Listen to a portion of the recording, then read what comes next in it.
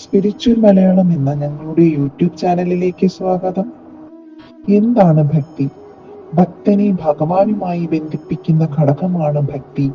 രാവിലെ ഉറക്കെണീക്കുന്നത് മുതൽ രാത്രി ഉറങ്ങുന്നത് വരെ പല കർമ്മങ്ങളിൽ നാം ഏർപ്പെടുമ്പോൾ ഭക്തിക്ക് ഇന്നത്തെ കാലത്ത് പ്രാധാന്യമുണ്ടോ?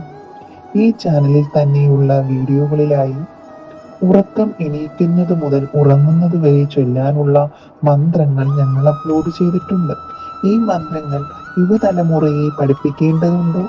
ഈ ഡിജിറ്റൽ യുഗത്തിൽ ഭക്തിയെക്കുറിച്ച് പറഞ്ഞാൽ യുവതലമുറയ്ക്ക് അത് ഇഷ്ടപ്പെടുമോ? എന്നാൽ മന്ത്രങ്ങളുടെയും ഭക്തിയുടെയും ശക്തി അറിഞ്ഞാൽ ഇങ്ങനെയുള്ള ചോദ്യോത്തരങ്ങൾക്ക് സാധ്യത കുറവാണ്. ഭക്തി മനുഷ്യനെ അവനവനിലേക്ക് ചിന്തിക്കാൻ പഠിപ്പിക്കുന്നു.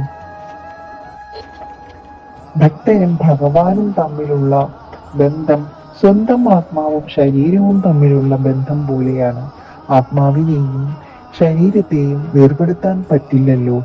അങ്ങനെയായാൽ പിന്നെ ശരീരം ചേതനയറ്റതാകില്ലേ? ആ ആത്മാവും പരമാത്മാവും ഒന്നു തന്നെയാണ്.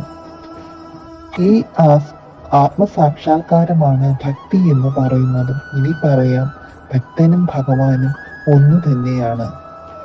ഇതുപോലുള്ള അറിവുകൾക്കായി വീണ്ടും നമുക്ക് കണ്ടുമുട്ടാം. നന്ദി. ഓം നമഃ ശിവായ.